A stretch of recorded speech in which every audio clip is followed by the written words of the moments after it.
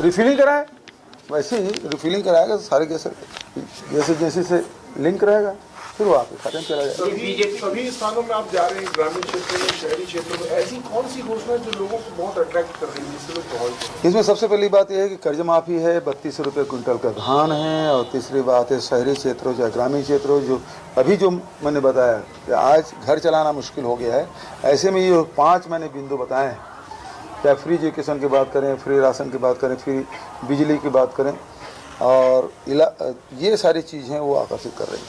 ये बीजेपी ने महिला वोटरों पर फोकस किया है, महिला वोटरों को साधना चाह रहे हैं। वो तो 1,000 रुपया का वो उसके भाषा में तो रेवड़ी है, लेकिन हम तो 5-5 योजना, क्योंकि उसके पास हेल्थ का नहीं है, बिजली का नहीं है, और जो गैस सिलेंडर सबके लिए नहीं है, और फिर साथ ही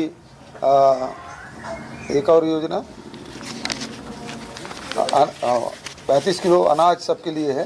पहला 35 किलो अनाज है, दूसरा इलाज है, तीसरा 500 रुपया सिलेंडर है, चौथा 200 यूनिट तक की बिजली फ्री है, और उसके साथ जो एजुकेशन है, हर परिवार में बच्चे हैं और वो कॉलेज पढ़ रहे हैं, स्कूल पढ़ रहे हैं, स्वामी आत्मानंद अंग्रेजी स्कूल के तर्ज पे सारे 6000 जो स्कूल है उसको बनाया जाएगा, और जो रूरल इंडस्ट्रियल पार्क और अर्बन इंडस्ट्रियल पार्क हमने शुरू किया है उसमें अभी तक के 2 लाख लोग जो गौठान और इसे मिला के 2.5 लाख लोग अभी रोज़गार प्राप्त कर रहे हैं, और इसको हम लोग और बढ़ाएंगे तो लाखों लोगों को रोज़गार इसके मामले, खासकर महिलाएं तो सबसे ज़्यादा हैं, 2 लाख तो इसमें महिलाएं हैं, और इसको रीपा को भी हम लोग बढ़ाएंगे तो रोज़गार के अवसर हम ज़्यादा से ज़्यादा, वो 1,000 रुपया दे रहे हैं, यहाँ तो रोज़गार के अवसर मिलेंगे, हज़ारों रुपया महीने कमाएंगे।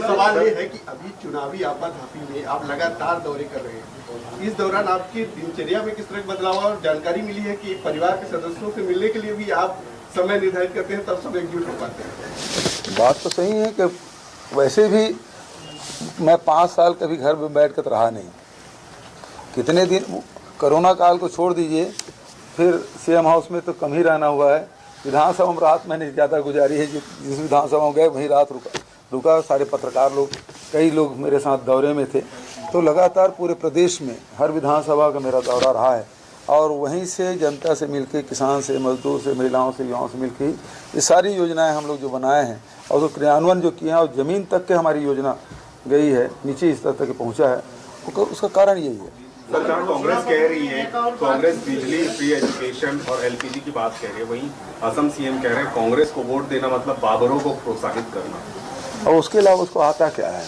नया मुल्ला है, ज़्यादा प्याज खाएगा। अभी कांग्रेस छोड़ के भाजपा में गया है तो थोड़ा ज़्यादा बोलेगा, दूसरे लोग कम बोल रहे हैं। यहाँ तो हम राम वनगमन पर्यटन पर्वत बनाए, 15 साल क्यों नहीं बनाए, पूछो उनसे। कबीर सरोवर बनाए, उसको पूछो। जैद खाम, मॉडल जैद खाम सभी ब्लॉकों में बनाएंगे, उसको पूछो। आदिवासियों के लिए जो देवगुड़ी है, गोटुल है, पेन गुड़ी है, माता गुड़ी है, ठाकुर देव बना रहे हैं, पूछो उनसे। छत्तीसगढ़ की संस्कृति जानते नहीं। लगानी चाहिए क्या ऐसी बातों पर? बिल्कुल लगाना चाहिए, उसको शिकायत हुई, बाद में पलटी मारा था पलटू राम। राहुल गांधी मैंने तो एक सवाल पूछा था, वो भारत किसान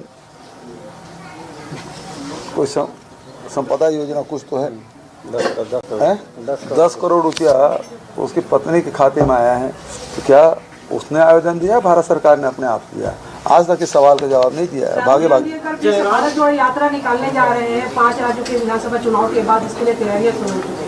मुझे इसकी जानकारी नहीं है, जानकारी होगी तो हम लोग तो जुटेंगे, हमारी खुशी की बात है। ये जयराम ठाकुर कह रहे हैं कि हिमाचल प्रदेश में कांग्रेस ने जो वादा किया था 11 महीने बीत जाने के बाद भी तो पूरा नहीं किया है, तो उनके पास तो 5 साल का अवसर है ना, वो उनको 5 साल मौका मिला था, उसको कर पाए थे क्या? और अभी तो जो प्राकृतिक आपदा जो हिमाचल प्रदेश में आया है वो सबसे पहली प्राथमिकता होगी, और सारे कार्य होंगे, क्यों नहीं होंगे वहाँ। मुख्यमंत्री जी, उल्टा लटकाने के बाद बुलडोजर वाली बात रवि किशन जी कल की है, हाँ। कि 3 तारीख को सरकार बनेगी तो बुलडोजर जरूर चलेगा। भारतीय एक बड़ी बात ये भी है कि छत्तीसगढ़ में चर्चाओं का ये दौर है कि ईडी कुछ गिरफ्तारियां और भी कर सकती है, ये क्या प्रायोजित तरीके से ये षड्यंत्र फैलाया जा रहा है? पूरा इसका स्क्रिप्ट लिखा गया है, और आपको जानकर आश्चर्य होगा कि रमन सिंह के साथ जो प्री 2 अधिकारी थे, आजकल वो नंबर 2 के और अडानी के संपर्क में, समझ गए ना। वही लोग स्टोरी प्लांट कर रहे हैं और वही लोग लिख के सब स्क्रिप्ट लिख के दिए हैं जिसके हिसाब से कार्रवाई हो रही है। और ये बदनाम करने की साजिश पिछले 3 साल से चल रहा है और उसके बाद ये जो गिरफ्तारी है वो भी चल रहा है। तो ये भारतीय जनता पार्टी अपनी हार मान चुकी है और ईडी और आईटी के माध्यम से चुनाव लड़ रहे हैं। तो ये जितना करेंगे छत्तीसगढ़ की जनता जान चुकी है। मैं पहले भी कहा था जैसे जैसे चुनाव आएगा ये लोग यहीं स्थायी रूप से रहेंगे और रोज़ कुछ न कुछ उल्टा सीधा करते रहेंगे। सीएम साहब, ये बीजेपी ये कह रही है कि कर्ज माफी आप बड़ा मुद्दा बना गए और हमने बोनस देने की बात किया, तो किसानों के पास 2 विकल्प है, या कर्ज चुनेंगे या बोनस। आपका क्या कहना है? पहली बात तो ये है कि भारत सरकार ने 2014 में बोनस देने पर प्रतिबंध लगाया, उसको हटा दिया है क्या?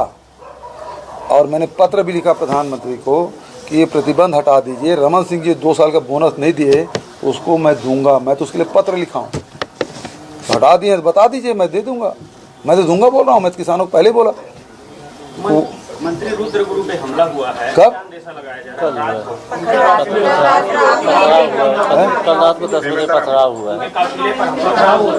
मतलब ये तो सीधी सी बात है कि भारतीय जनता पार्टी हार रही है, तो इस प्रकार से हमले करवा रहे हैं। पता नहीं कौन है, लेकिन किसको फायदा होगा हमले से उसी जो घबरा गए हैं, डर गए हैं, इसलिए हमला कर रहे हैं। ये आप एकदम ट्वीट किए हैं।